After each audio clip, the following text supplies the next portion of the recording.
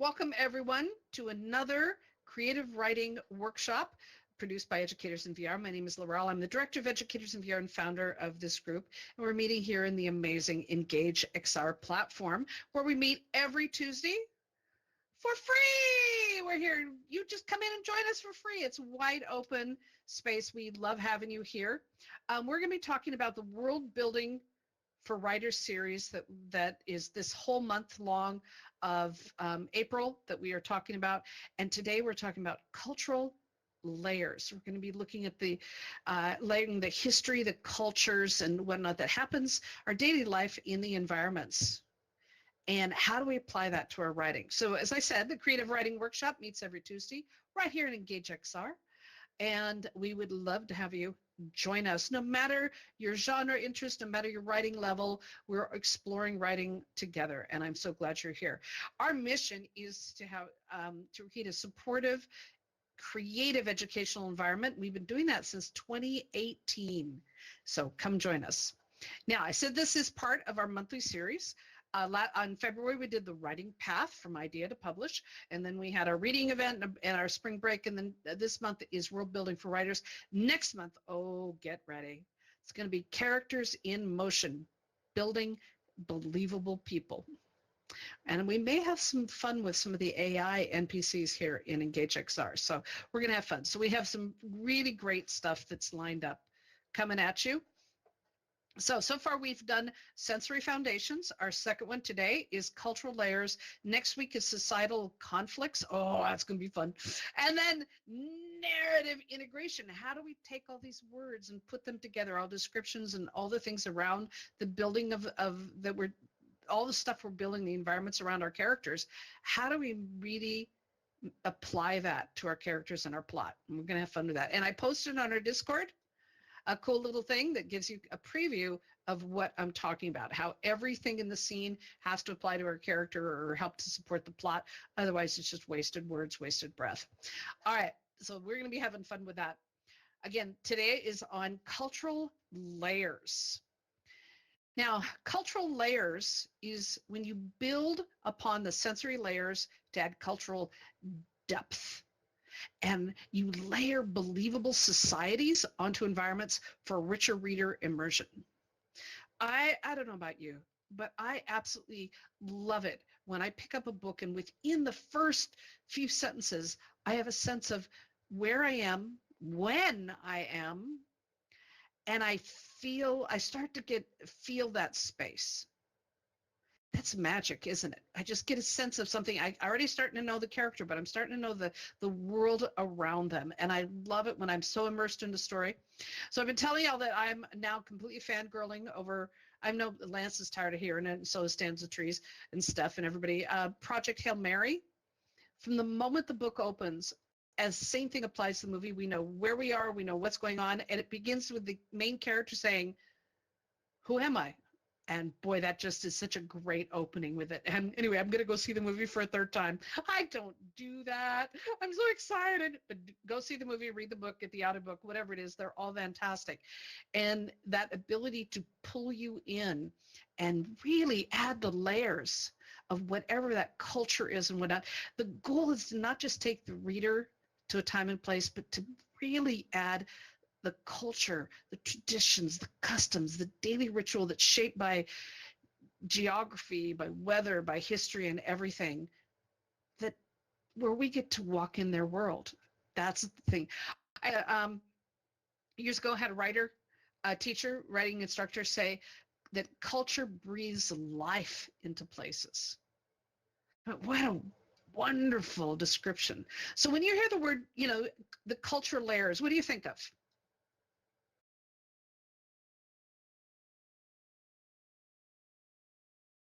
What is cultural layers in your stories? What does that mean? Jay? The traditions in the society or its religion. Oh, is that Steph? Okay. Yeah. So the culture, the society, so the religion and things, that's part of it. Jay? Yes. This is so yeah. That it is. Like the people there, that what they've made of what they of what they have know, what they make of each other, what they make of their surroundings, and you know how that extrapolates into a you know, how they survive and how they relate to everything around them. Does any of that make sense? Yes, and so be more specific though. Okay, well, What all about right. the people? If I can, Mhm. yes. Jay, go for it. Well, okay, yeah. But yes, it's. Well, I did have an example. Like I am writing like a creation story as a myth, and essentially, yeah, the people. It's. I suppose how they are shaped by the conflicts they face, I suppose, or what's what's it. Sorry, I was tripping over my words, Mhm. but sorry, I'm trying to trace back You're from. good.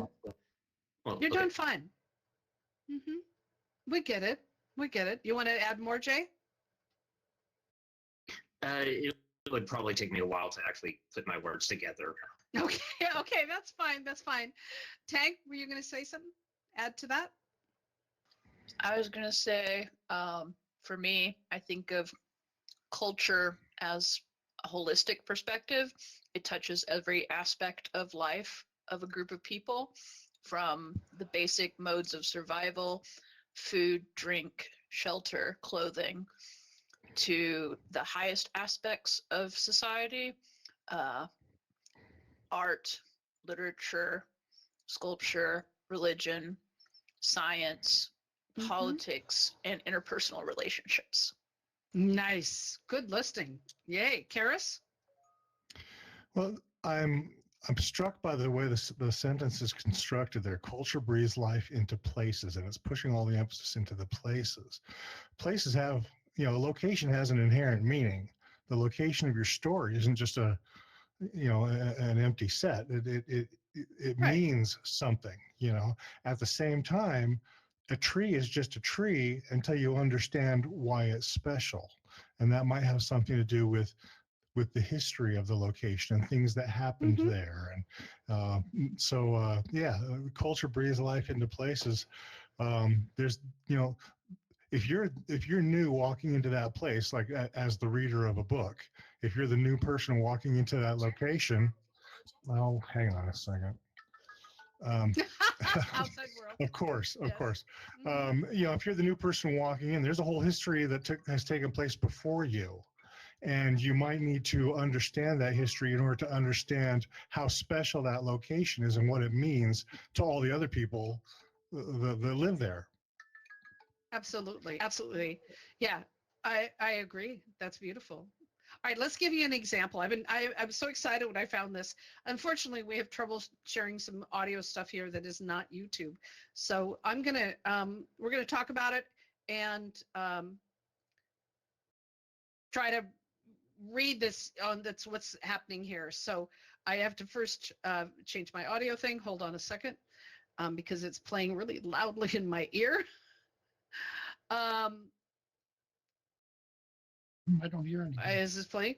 Yeah, this is there it is. Okay, so so I can talk about it. Nope, that didn't do it. Anyway, I will just ignore it. Okay, so the words are up on the screen, but I'm gonna read it for you. You can just kind of watch the video that's going on there. So there's this is a woman who specializes in historical Chinese uh, garments and clothing wear and fashion.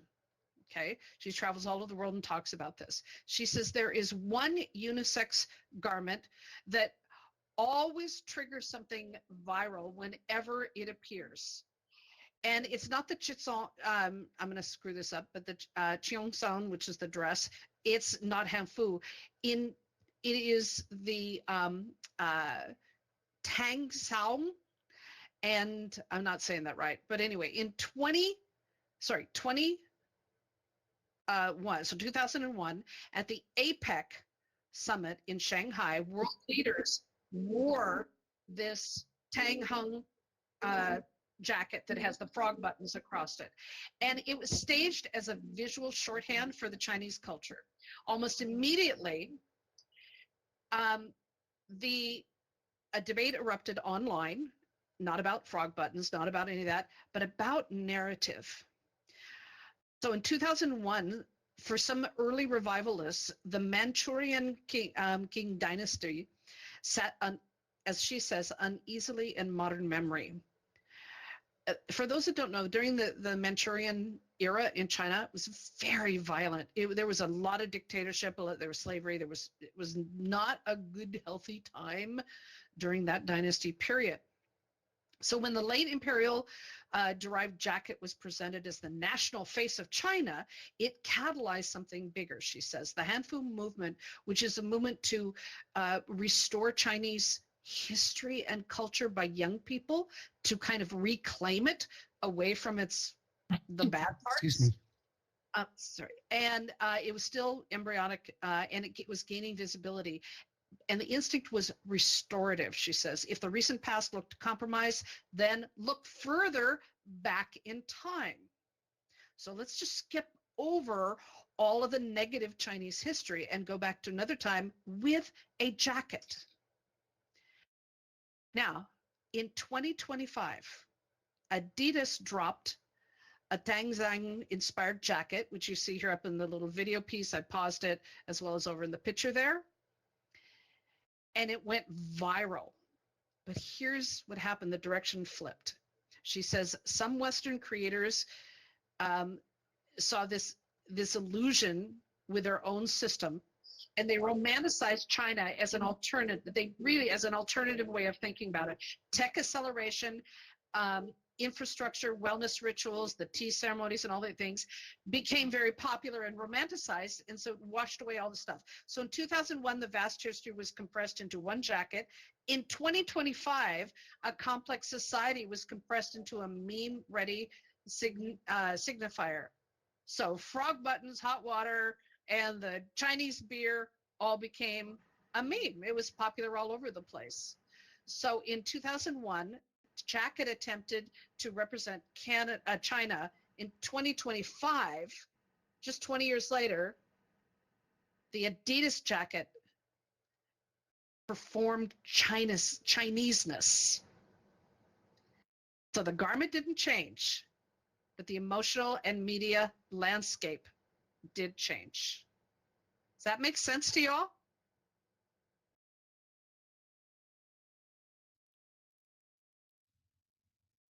Well, it's kind of like the Anyway, words in yeah. the book change the next time you read the book 10 years later. Yeah, but this is a whole governmental society shift that in just 20 years, the whole culture has, with a jacket, has erased the negative side of history to reclaim it as something that represents a fashion meme statement.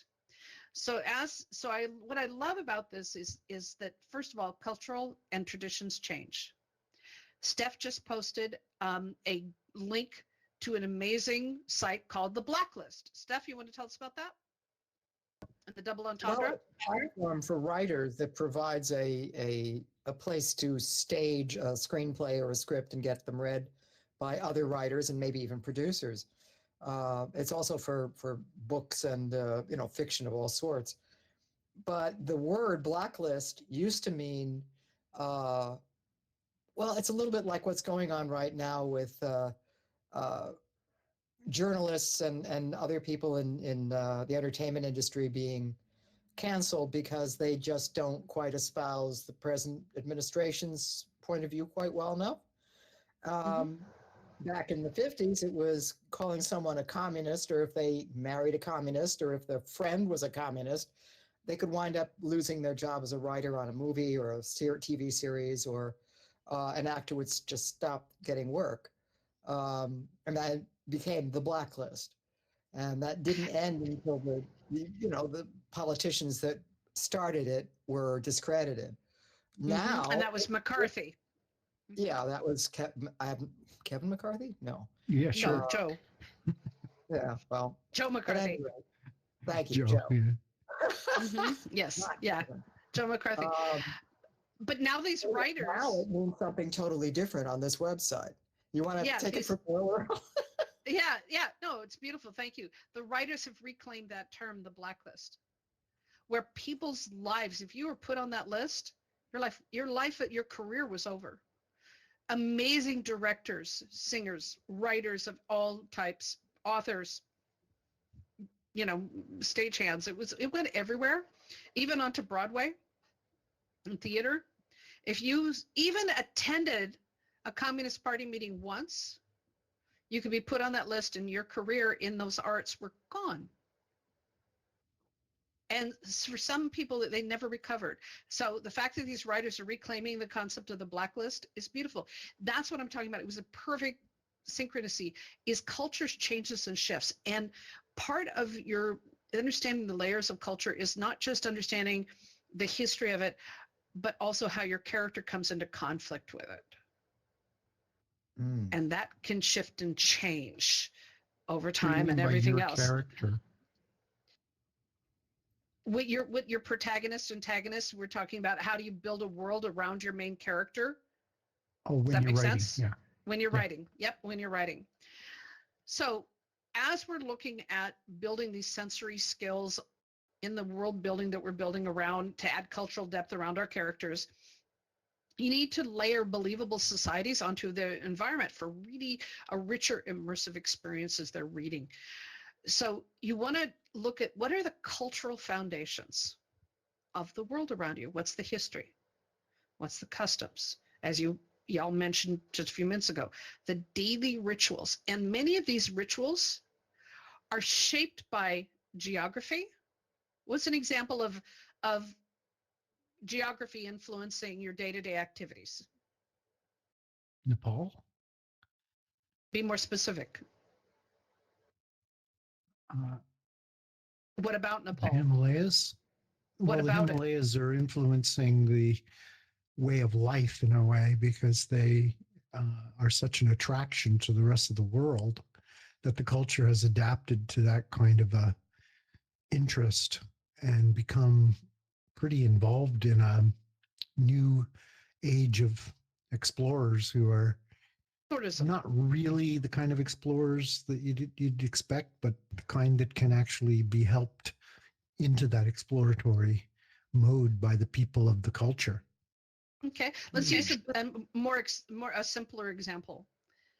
If your character lives in downtown Seattle and they have a car, they're going to go through breaks faster because there are very steep hills all over downtown Seattle. You are driving up a hill, down a hill, up a hill, down a hill. And so that's a common day-to-day thing that these hills that you're driving up and down and up and down. I've walked them, I've climbed them and whatnot. You're going to have a different. So the geography is affecting. The geography on just a day-to-day thing, you're going to wear out tires and need new brakes on a regular basis. Karis, you have an example?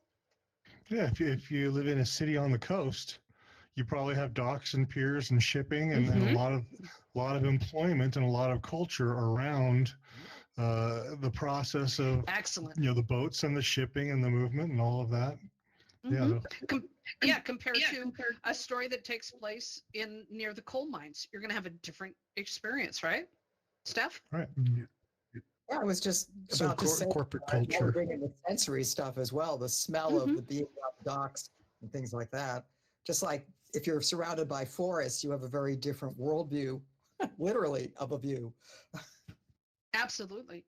And so then we have not only there's the geography, we have the geology, we have the weather.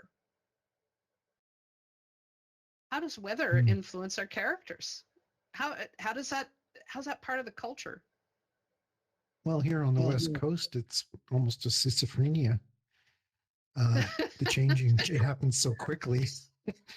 Yeah. In the morning, you've got this pouring rain, and then I've seen snow in the front yard and rainbows in the back. Exactly. So what's the motto in the Pacific Northwest? Do you know, for weather? Well, just that Well, I always I actually came from Ontario, so my immediate reaction was I feel schizophrenic about how I feel about the day because I'm not sure I feel committed right away. Like whereas in Ontario, if it was a sunny day, it was a sunny day. End of story. Yeah. Wake up Well, the on motto, in the west. yeah, the motto in the Pacific Northwest is if you don't like the weather, wait 15 minutes.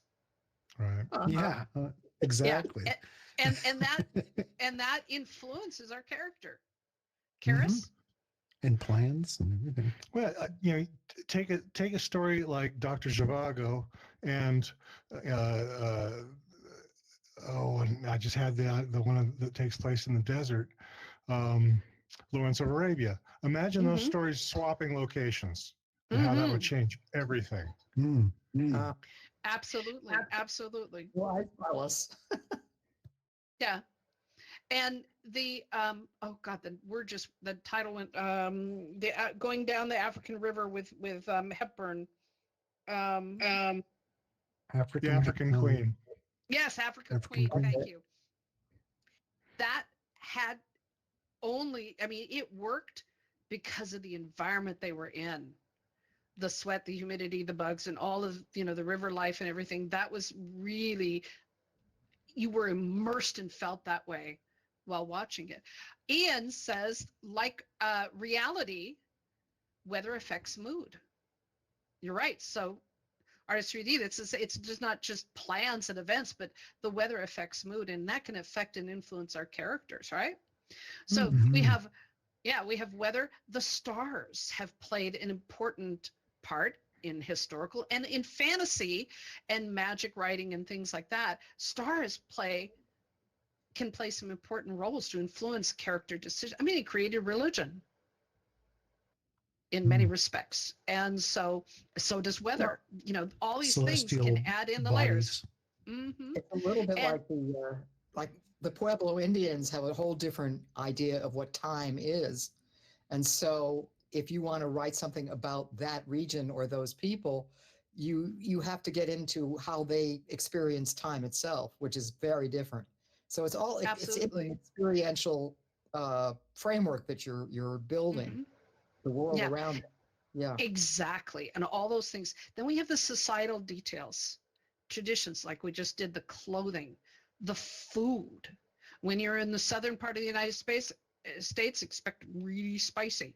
When you're further north, expect more bland. In general, now food is now all over the place, but in different parts of China and Japan, same thing. They have little regional food things. And so you're going to have more meat in some area, more veggies in more areas, more spice in more areas, more greasy fried in more areas. The food really plays a role, and it reflects the environment. It reflects the values. And I happen to be a fan. I'm a pescatarian, but I'm a fan of these. I have these little cookbooks that I've been collecting over the years that is on Buddhist temple food. You have 3 bowls and what you put into each one. And so it has this, it's just fascinating concept of how to eat and make the value of each bowl. Or in some Buddhist traditions, very strict, you have 1 bowl and that's where your food goes in. And there's reasons behind it. And religious as well as personal development and reflectiveness and whatnot, because what goes into one bowl and how that works. So understanding what's the world you're building, what kind of food do they like, what are their clothing, what are their traditions, what do we know, and then It how do you almost go ahead. it almost sounds like the same principles that are behind what they call the macrobiotic diet, which is you eat what is grown within 100 miles of you or whatever. And you don't buy a pineapple if you're living in northern BC.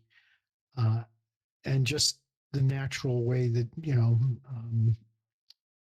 Which the harkens indigenous back people to of more the north, right or they anywhere eat, they get their what they vegetables from the stomach contents of animals. I mean, it's very macrobiotic to say that in each right. area, that's what you eat. And when you have, your goal is to bring conflict all the time into your writing, because that's what creates the energy. And so what if you have somebody who is gluten intolerant or lactose intolerant, and they travel to a place where that's what you eat. You eat yogurt and milk every day, Yogurt and milk, yeah. That's whatever gonna it be is. trouble. It's yeah, and so right there, that's a natural way of doing it. But there's Did you say also conflict other was details. a critical Yes, element? absolutely. Really? Yep, hang around, you'll learn all about conflict. Yeah, Okay. it's really important that our, Argue that. yeah, good writing has literally conflict in every sentence, every page, paragraph, every page, every chapter, everything, because Really? that's how we learn. Yeah, that's how we learn That's about annoying. the characters. No, I didn't make this up. This is the reality of the world. The Greek and Romans figured it out long before we did. All right, It's now, not- It's annoying, but if you if I didn't could- have it, it'd be also boring. yes, the Tang. If I could just clarify, conflict does Mhm. not necessarily mean physical combat. Internal conflict can be a lot of the conflict in a story. Absolutely, that has bigger meaning than the word fight. So what we do, so hang on, you'll see it in action just in the next few minutes here. And No then doubt. in the integration, it's really important to blend Steph, we got to get your mic fixed. You're echoing. We got to blend the culture with senses for an authentic lived in feel. Does our character feel, are they moving through their world as if this is their normal thing? Or is it abnormal? I mean, I think of all the Outlander and all and a Yankee in what's his name, Connecticut King Court. Arthur's King Court. Arthur's Court. Yeah, King Connecticut Arthur's Court. Yankee There and it is. King I knew Arthur's it. Court. Yeah, that's it. There it is. And where you have you take a character from the 1,000 years ago and you drop them in a downtown city and they see walk, don't walk. They're not going to understand what that means. What does it mean? You're telling me that I can walk or not? I can walk wherever I want to walk. They don't understand that there's safety reasons. There were some rules put in place because too many people died. And that's just not a thought. So that's another way where you have that internal conflict that can happen as well as with the environment. Karis? Yeah, I was just thinking along that line because any kind of time travel story, there's always this immediate conflict. Marty McFly asks for a Pepsi free. Right. That means one thing to exactly. him, but it lands differently on the ears of the Sylvester Stallone walks into a bathroom and doesn't know what to do with the 3 shells. Exactly. It doesn't make any sense. And that's part of that inner conflict and things that are happening. And so you have to decide, is your character comfortable in the environment? How do they move through it naturally? And then what are the things they encounter that is not comfortable, that they resist, they resent? And this will really help you avoid the stereotypes. Steph? Sorry, still doing it. Trying to fix it. Okay. All right. And because you really want to create nuanced worlds that influence the characters' actions, but also make the reader feel more invested in the story because now we're getting it. We're understanding it. All right. Now, we're going to be taking you on a journey. I want to get to the journey because we're running behind time, so we may run over just a little bit. Sorry. So we look at those environmental influences. Excuse me. So we're going to look at the ritual specificity, and this is really important. Do you tell the entire history, or do you just focus on one detail, one aspect of it? For example, in I think it's Hunger Games, the opening justifies the rest of the book by saying that conflict and humans fighting against humans, or have been around in this version of the story. His world building that he's done, that the authors created from the beginning of time. And here's why. And it tells that history of the struggle and the fight for resources and whatnot, and justifies what eventually we come to know as the Hunger Games. And so that sets up that world view and that world perspective right from the very first sentence in there. But we need to understand what is it specifically about it, and then give us the details like props and sounds and purpose to show values, and really dive in, like, why is the community resilient or is it not? how those things. Then we look at cultural tensions, again, hints at evolution or historical conflicts. I was in Tel Aviv when after all the peace talks fell apart between Clinton and Arafat and whatnot. And I love talking to taxi drivers. I learned more about a place from a taxi driver than anywhere else.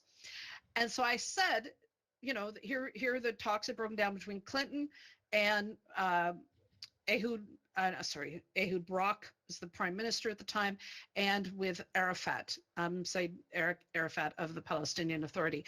And so in the taxi, and I said, so can you help me understand why did this, there's a chance for peace. What's going on? And he said, I will tell you exactly what it is. It began with Abraham. Abraham had 2 wives. I went, no, I'm talking about Arafat, Clinton, the Ehud Barak. And he goes, no, you don't understand. It began with Abraham. He had 2 wives. That's old history. But to the people who are living it, that was yesterday. Psychologically, yesterday. And we need to problem. Yeah, we need to understand that, and us as readers, for whatever your story, we need to understand what those things are and how that comes into play.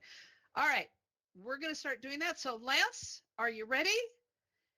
We're going to be changing environments. Hold on to your virtual butts. The first one on the list.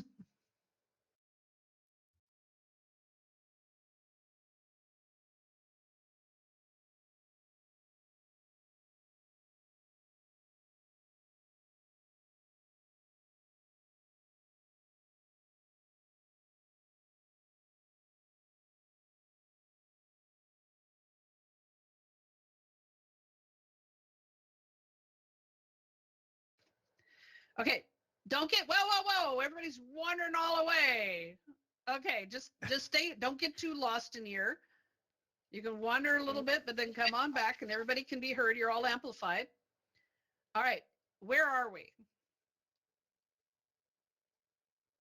Japan? We're in Chinatown. Yeah, it's like Chinatown. It's actually Japanese, but close enough. An artist 3D? Well, Tokyo. Okay. All right. Now, what are the layers, the cultural references, the cultural layers we've been talking about? Symbols. Symbols? I guess. Steph? Lighting is really interesting. Or rather, all the paper lanterns and the way it's illuminated. Yeah, the paper lanterns are very distinctive culturals. And these curtains that are hanging down here, that like the red curtains that are right here and over here. Do you know what those are for? What use they have? Advertisements? Well, that's part of it. Steph, what? Privacy. I'd heard that they were for insect control. That's part of it. Really? Yeah. Insect and temperature control. No So what do we kidding. know about heat, hot and cold? Heat rises. Heat rises. And so it keeps the heat in and it can keep the cold out just by having that little thing. I have these in my house. It's so weird. It actually, you feel a temperature shift when you pass through it. That's weird. And it doesn't go, they go all the way down or part way down. Oh, And so it's they're only at supposed to head level? They're only at head level, which is where you would actually feel the difference on your face? Yep. And you can have them all the way down to the ground or they can be halfway like this. So that's a part of the environment influencing in this. What else do you see in here that's the layers of culturalness? Well, the way that I'm okay, yeah, I'm making sure that I'm not muted. Oh, Yeah, we can hear hang you. on a second. Okay, I got to turn this alarm off. The way that on the outside of these buildings, the way that all these electrical and the furnace, the fans and the the vents and everything, it makes me, it seems to suggest that all of that was repurposed from buildings that existed before they decided to have electricity and had the ability to add air conditioning and all of that. It was added on after the buildings were built. Yeah. Yeah. Yeah. Yeah, it looks jury rigged. And all right, now we can wander down a little bit. What else? I mean, there's not much more than this, but I just want to have you wander around. What else do you see? How compact it is. Culture. Yeah, very claustrophobic feeling, right? It's very narrow. This is a part of their tradition and why would you feel this in Japan? How does the narrow space, what's They're significant? kind of smaller people, aren't they? Generally shorter. Yes. Smaller. Yeah, but what meaner. else? Population's huge. And they try to but fit as much as they can in a small space. Yes. An island. Because they're on an island. they're an island. They can't expand. So they maximize the huge population in a very tiny amount of space. So people are used to crowded feelings, crowded Also, areas and spaces. Many like earthquakes in which destroy things that are too strongly built, so that they build them slightly more collapsible so that they can put them back up easily. Yes. Yeah. Until recently, very, very true. Very, very true. Now, there's some other layers here that unless you've studied the culture, you may not know about, and that's the use of red. There's a lot of red in here, isn't there? Warm Anyone know the colors. symbolism? Red. Good fortune. In Japan? Seems I odd. think Lance has part of it. It's part of good fortune. It represents energy, vitality, prosperity, wealth, and mixed with gold or yellow. You all know the color gold and what it means, right? Prosperity. But also, and now we have but black doesn't mean what we think it does in our culture. No. What does black mean? Oh, I'm forgetting. Life as opposed to. Yeah, I'm not sure. No, it means formality. It means sophistication, high status, dignity. And so it also represents masculinity and strength. Black belt. Black belt. There you go. And again, that's that symbolism.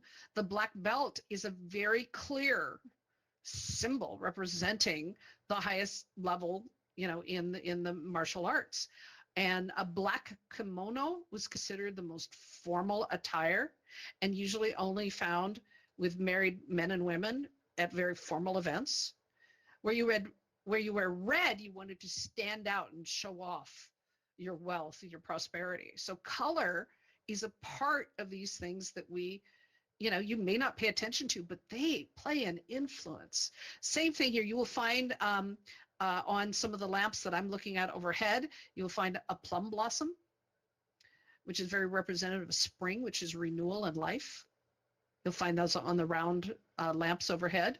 So there's symbolism everywhere that you're not paying attention to because you're not aware of it, but your readers, these may be details that help your reader understand where your character is, when your character is, and what kind of experience that the characters are having. Make sense? I love exploring this. What's the deal with the tiny little balconies? That's too small. No, it's just a regular balcony, being that it's on top of a store and wedged in. And at one time it probably had a view, and then other crap came in. Yeah, little balconies, they try to get light in everywhere they can. Yeah, but and I think those are windows plants up there too, right? Yeah, there's a window. Somebody lives up there. I would have said that But they you would be but for you putting, like plants or something outside the window. Hmm. Yeah, they would. This hasn't been, I mean, this is already overloaded for a VR space, but yeah, there would be plants, hanging plants, and they'd be hanging laundry and all kinds of stuff up there. Hmm.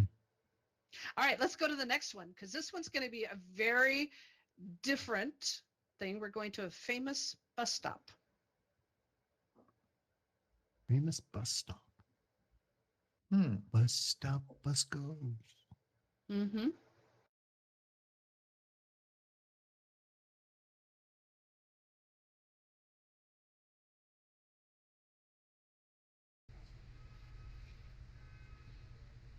All right. All right. Anyone know where they are?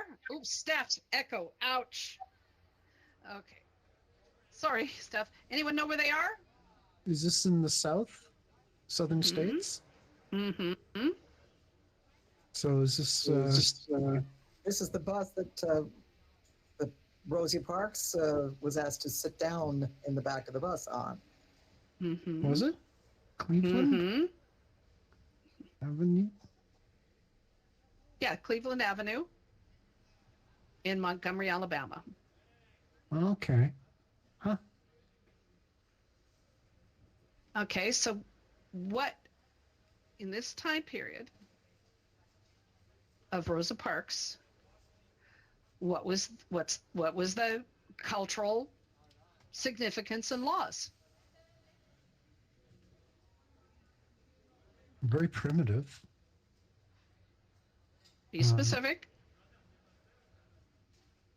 Well, it seemed to give a class status to the particular shade of skin you had. And what was that? What was it? Be specific.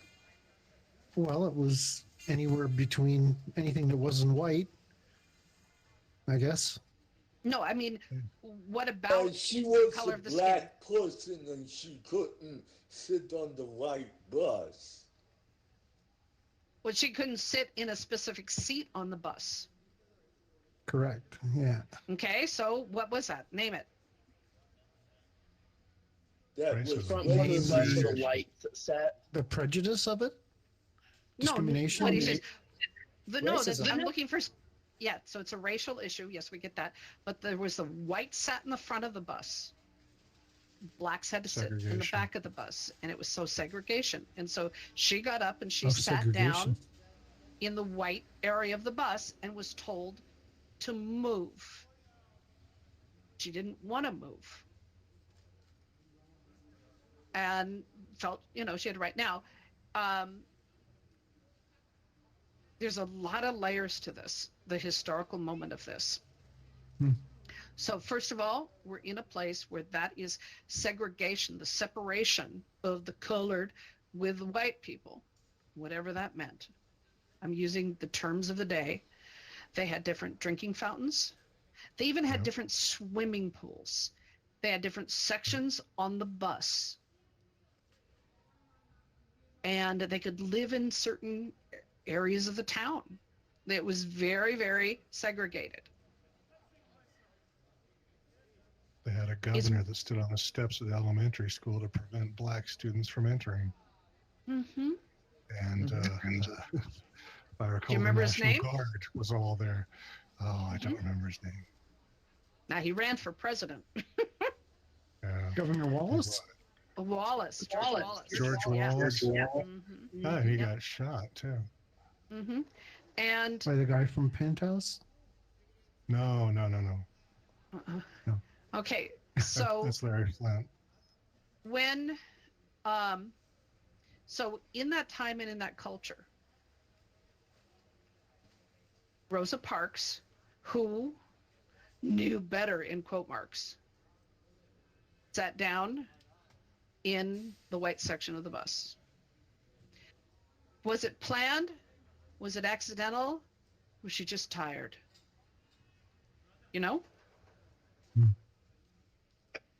She had thought about it She before. might have just been tired, fed up with the ridiculousness of it. It was all planned, wasn't it? Yes, She'd it been was all thinking planned. about it. She'd been thinking No. of it. But It was No, spur it of the was moment when she did it. planned. No, it was not spur of the moment. It was planned. Oh, So let's How do get you know on that? because that she said so. Oh, Okay. She said okay. so. Okay. And it was all planned. And she sat about here where I am. Oh, at the dividing line, ever so slightly. Uh-huh. And look at the area for all there were more blacks than there were whites in the area in the town, and yet they were only allowed the seats behind me, not the Hmm. more seats up here. Hmm. So I'm just trying to get you to feel that for a second. It's crowded and it's weird in here in avatars, but this is, to sit in here and feel being in the bus and being a white person, you just got in front. She not only could not get in on the front, she had to leave.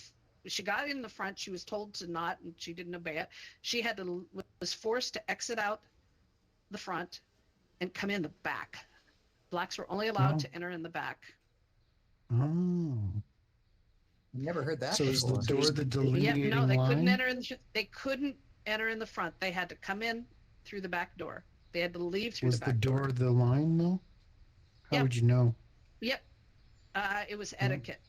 It was the etiquette. Everyone knew. And also, they also had signs. The signs aren't in here, but some of the buses had signs. White only. Okay.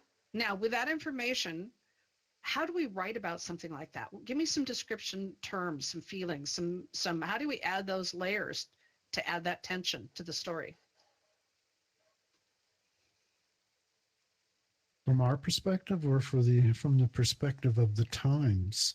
Of an author writing about that time period. She was probably feeling lonely and angry at the time.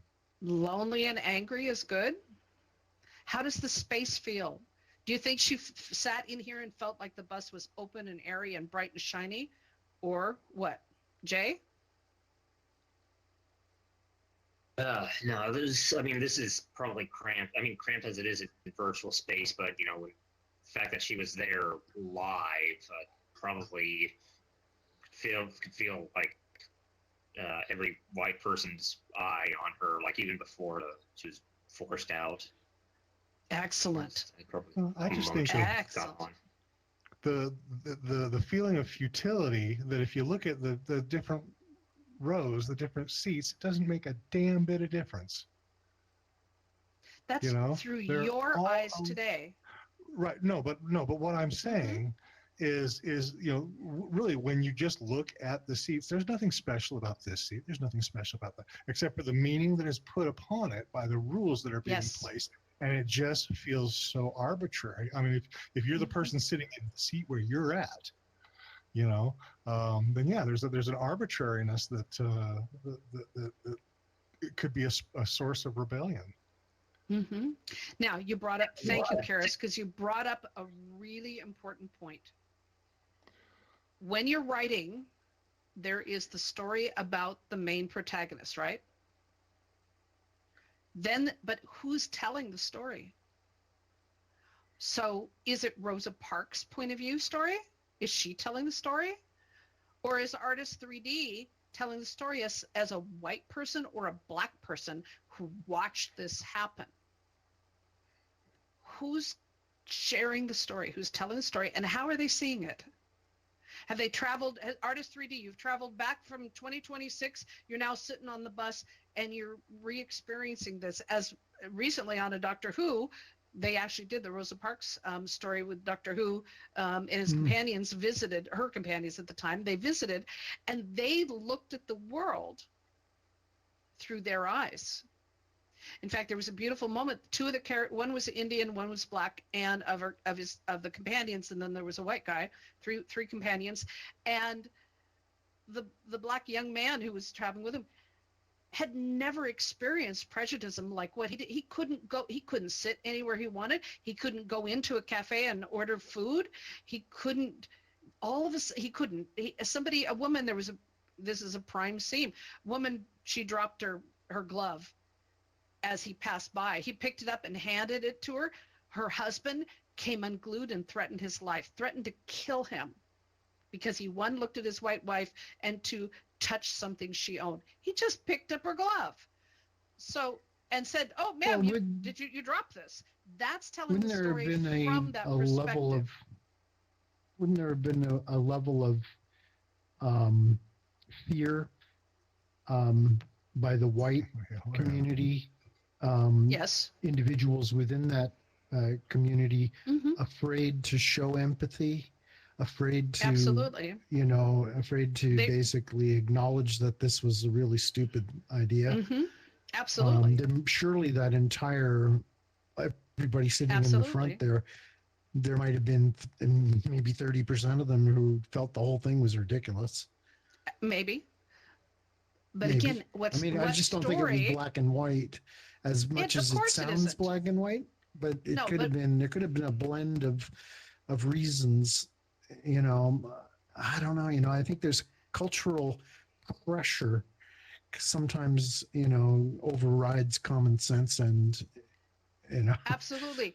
But again, empathy. as the author, as you and the director of your story, whose perspective are you telling the story from the perspective of somebody who felt empathy and sympathy for her? Are you telling the story from somebody who thought she needed to die because she sat in the wrong seat? I think you're telling it from the perspective of being a witness to it, and hopefully not biased. It depends on the story you're telling. It depends on what your goal in the story is. So I want you to, as you're thinking about these things, remember whose perspective of it. In genealogy, one of the things that we teach as early as we can when I'm teaching genealogy is that when you see in the old historical records that a 12, 13, 14-year-old girl was married to a 60, 70, 80-year-old man, do not assume pedophilia. Do not assume he was a curmudgeon Jeffrey Epstein. It was a tradition in many societies that when a young girl who was not of age, if her parents died, which was really common with tuberculosis and all the diseases, and her family owned property, so she inherited property, a business, or something, in order to avoid all the garbage that came with government taking away the money, taking away the property, and et cetera, because she was underage, she would be married to a responsible male adult. There'd be no sex. There'd be none of that. It would be to preserve the property in the family's name.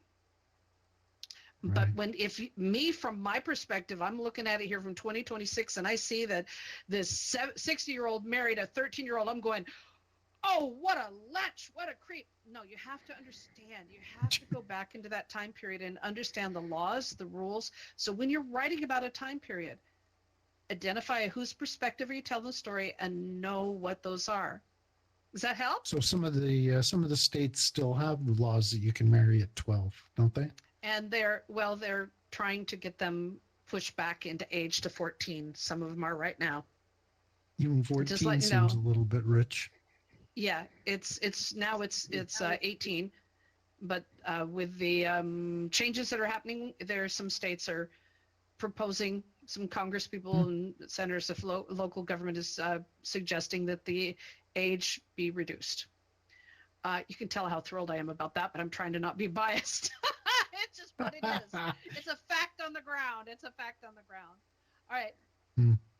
Thoughts on this before we switch? We have one last place, and again, we're going to run just a little bit over time, but I love this place. We've visited before. Thoughts on this experience, Karis? Well, it was brought up, the idea about trying to present things in an unbiased way, and that is if you're trying to do some version of strict reportage.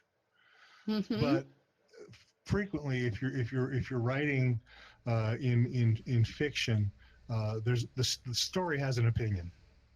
Absolutely.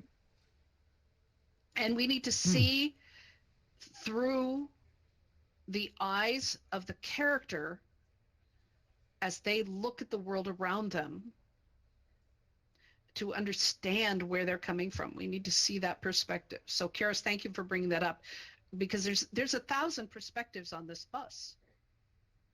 Yeah. we need, in 1,000 ways it could be told. But doesn't the writer take on a So certain the writer gets neutrality chosen. in order to No, you're to thinking newspaper. well, like an actor well, no, but like an actor is neutral until they're given the part. And in a story you would kind of take on that character. If you're writing about somebody here, somebody in the white section, somebody in the black section, you would have to put yourself into that. And in order to do that, you would have to suspend your own perspective and take on an assumption, Yes. of how that person might see things. But you yourself would have to be, as the writer, flexible enough to be neutral on that and be able to take on those characters like an actor would. Okay. Karis? I've got an opinion on that. I mean, I think that what you're talking about is you're going to want, I mean, if you're telling a story about every single person that was on the bus the day that happened, you want to be fair and honest to each individual's truth. Mm-hmm. Okay. But the story can still have an opinion. Absolutely. If you're telling, does or will or is, like, what do you mean? What do you mean that the writer has to have a point of view that they're trying to get across regardless of the parts they're playing in their story? Okay. An If you're agenda, telling the basically, story, I'm going to write this book about this event and I'm going to slant it one way or the other because I feel this way about it. if you're telling the story about, there's always a main character. If you're writing a fictional story, there's a main central character. Okay, and that's the story that if I'm writing a story about Rocky and Apollo Creed, okay, the story's about Rocky, but I want to be truthful and honest about Apollo Creed in how I present him. But the story is still about Rocky and his triumph and what it required him to get to the match and just to go the distance even though he doesn't win. Mm-hmm. Does that make sense? You want to be fair and honest I about always the think character. of the writer as being the almost third person perspective, because you're kind of trying to take all of the elements of the story and be able to control where it goes. It is. So I want you to think of a writer as a painter. And the paint is our characters in our scene. Yeah, so the writer has control over what they choose to include and not include. It's an it's an iteration, curation process. So you write what it is, and then you develop your work. And just as Jay mentioned at the beginning, he realized that he was missing some parts, and so he's going back and redoing. That is the iterative process that is about a writer. Writer also has a goal, consciously or unconsciously, in that story. Do they want to change hearts and minds? Do they want to make people feel a certain way? Do they want to revisit a place and make it come alive in someone's mind? Well, there's so many different goals that are out there. That influences the words they choose, the descriptions they choose, the scenes that they use. And, there's a lot of pros and cons to write what you know, but there's, you don't have to. Sometimes write things that you don't know because you research them, so you do know what it is. But it also helps if you really know something to write from that perspective. You're going to bring a perspective to it that nobody else can, because it's your unique point of view. But there are goals. That's what Kara said. There are goals, but no writer and no reporter can write about anything without some form of bias. Newspaper people are taught to step away, but they don't. I see that. And I guess writing is a little bit different than a lot of other creative forms, because in a lot of creative forms like painting, you can almost approach it from a realization that the viewer is the final person who's going to figure out what's going on. A writer is actually kind of, in a clandestine kind of way, manipulating the reader to see it through their, what you're saying, agenda or the perspective. No different than a painter. I think it's different than a painter. I think a painter I can expose you to an image, and I've entered your mind with the image before you've even given me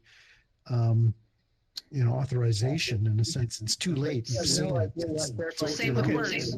But as a Hold on a second. painter, Hold on a second. Hold on. Steph, did you want to add something? Yeah, Okay. that you have to know your own motivation first, Mhm. so that there's a kind of a metacognition involved in what you're doing as an artist. But then when someone looks at your painting, like for the first time, you can't know what they will make of it in their own minds because you don't have their background. So Correct. what cognition they bring to it.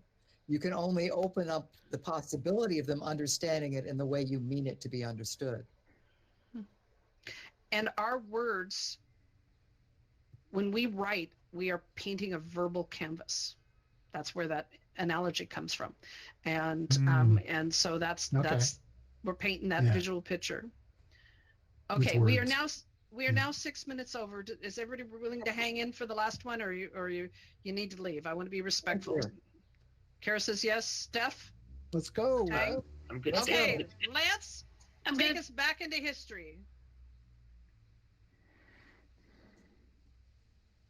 We've got 13% power.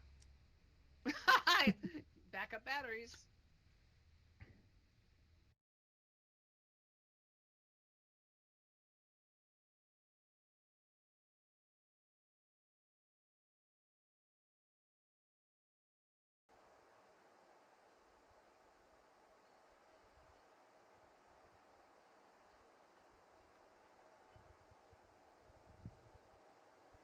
This place looks familiar. Yay! Lance has added a boat, so we now have a boat. All right, waiting for everybody to come in here. There you go. All right. Oh, there's a bunch Okay. of places in Engage I've never seen. No, this is one of ours. Oh, fantastic. Yep. Wow. Wow. Okay, let's go around. I want to see the new boat, so everybody follow over. Ian's already leading the way. And take a look as you wander around. It's easy to get lost in here. Lance, I'm already lost. How do I get down to the boat? Is it down here? There it is. Oh, I can teleport over. Okay, no, that's the bridge. Here's the boat. Be careful, you'll get lost in here. Lance, I'm lost.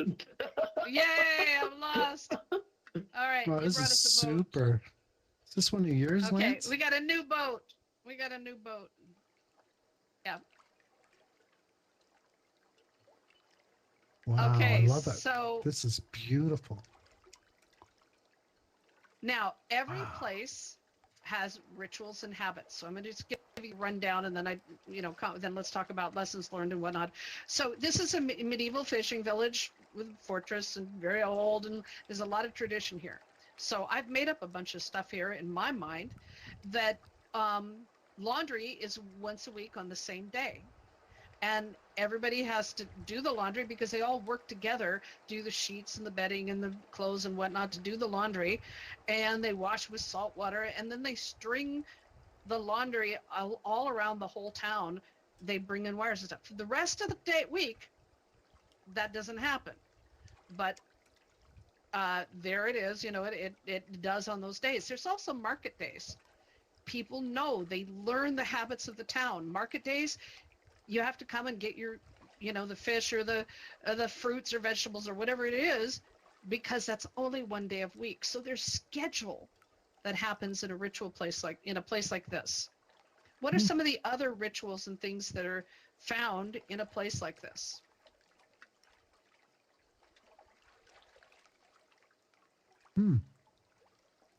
Well, evening, day, cultural events. Mm-hmm. Like what? Just in the 24-hour period. Well, I'd be a lot of pubs at night and carousing about. And up early, go fishing early in the morning. Getting your jobs done. Bring in the all. Mm-hmm. People probably did a lot of chores around here. Yep. A lot of chores. That's normal. I'd like to go through Keeping a day with no things chores. That's part of the normalness of the world. There'd be a lot of netting that they would have to repair and hang out, and they'd probably do that all together. Mm-hmm. Well, I guess you'd be in these kind of close quarters. I think you'd find yourself a little bit lacking in privacy with everybody being so close together. Mm-hmm.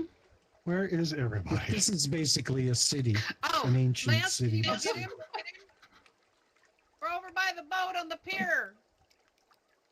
Okay, where's the pier? Lance is coming to get you. Somebody else got lost. Yeah. So the sense of I love privacy. the atmosphere. Gosh, Mm-hmm. the atmosphere here is wonderful. Yeah. And imagine when a Where are new you? ship comes in. I don't know where I am. To describe Okay. the area. There, How wait, I far see are you. from I the see you. I spawn see you. point? Okay. All right. Now, one of the things that I want to tell you that you may not, I don't know Oh, if you know or come not, this way. I'm trying. okay. All right. If you noticed, and Karis is getting a lesson in it, there are no straight roads on this island. Do you know why? No straight paths. Anyone know why? Well, it's right To on the avoid being shoreline, so they're conquered. kind of based on the No, based there's on the more important topography. reasons. Topography? Yeah, there's more important reasons. Wake up the weather when it came through. Okay. Weather is really important because the streets and things and the houses and the way they face are in an island like this are very dictated on weather.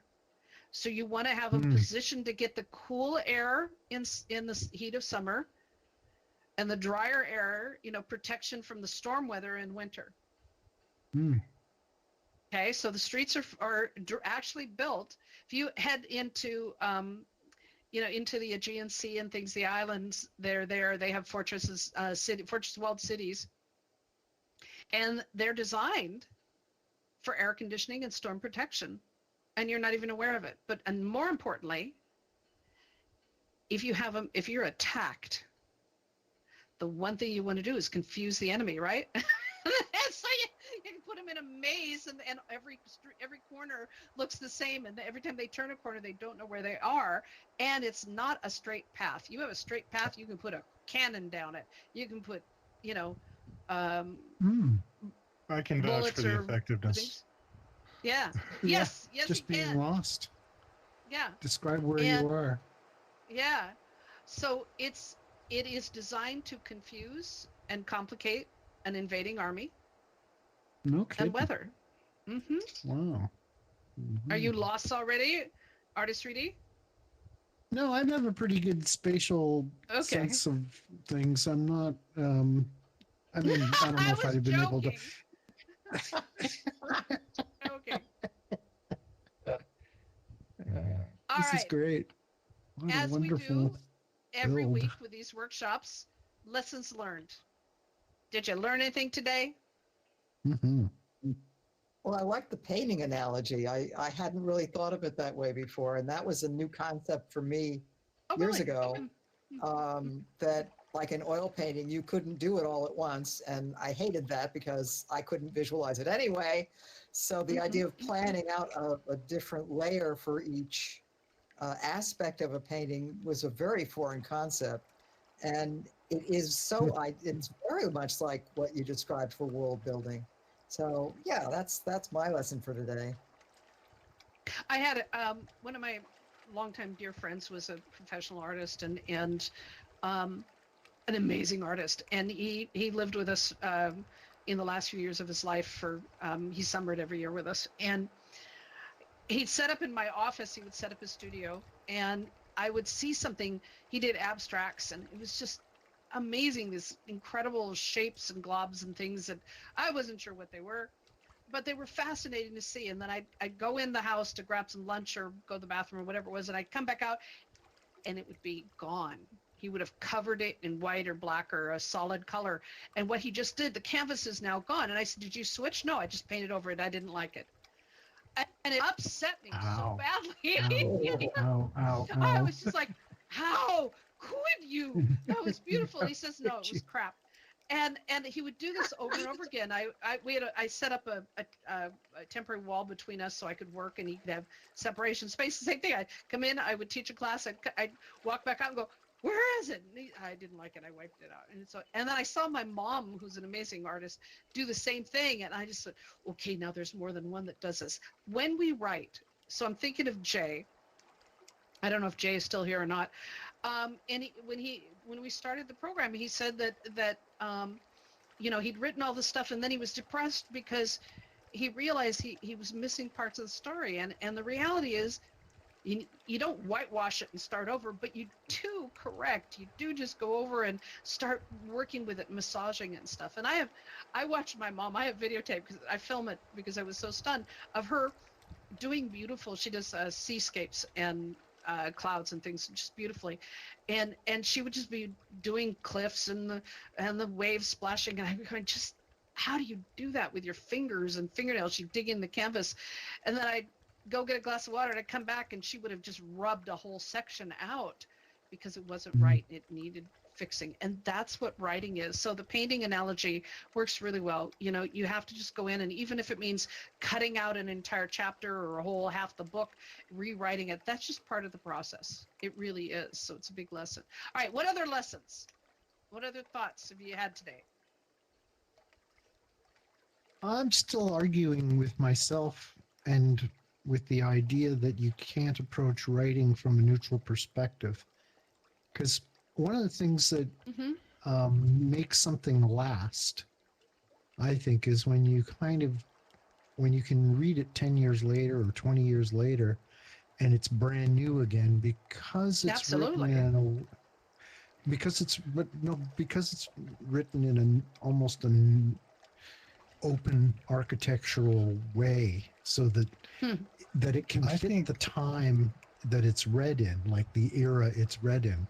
And Shakespeare probably is the best example where those things actually translate without being, you kind of go like, wow, that saying really still holds true. Shakespeare's a bad example, my new friend. Is he? Yes. Yeah. Well, yeah. Well, Karis? there's a universality to the language, Let Karis I think that what you're broaching is such a huge topic that I think that we would benefit moving this over to the forums where we can type to each other. But given that we've only got so much time on these weekly visits, but that's a very worthy topic for us to be going into in depth. We just can't do it here. Yeah. And Shakespeare, bias every direction you got, because it was a commentary on the politics and the life of the time. It really is. So not a good example. I reached and there, but yes, it is. It is a bigger topic. Any last thoughts, Tang, Steph, Ian? Very creative stuff. Thanks, Ian. Tang? I'm tired. Sorry. I understand. I got nothing. Did you have fun? I did. The worlds, the new 3D worlds were lovely, and I love the new addition to this world. Yay! Great boat. All right, Karis, thank you for being the wise one today. I appreciate it greatly. Great insights. Appreciate it.